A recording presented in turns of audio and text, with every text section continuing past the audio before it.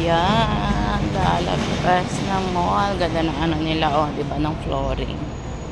Okay, anong flooring. So, good morning. It's good naman na hindi na siya gaanong mainit. Pero sa tanghali siguro, it's 9 o'clock. Maybe siguro pag tanghali, mainit. Kahit September na dito. So, I think, hopefully, nalalamig na siya sa panahon ngayon.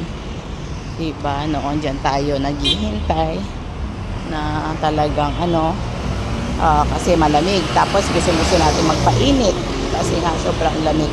Ngayon naman is mainit. Ikaw yung sisilong. No? Sisilong ka dahil sobrang init. Maghahanap ka ng shade.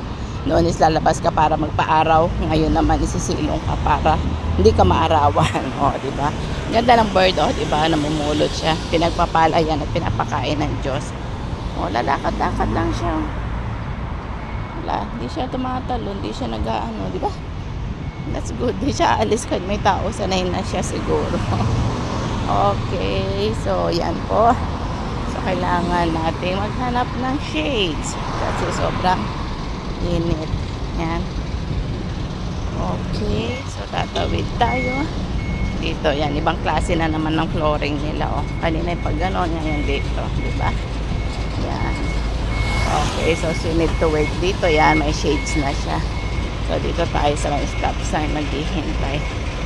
Okay, God bless you all. And shalom, shalom. What is the meaning of shalom, shalom? The peace from God is be upon us all.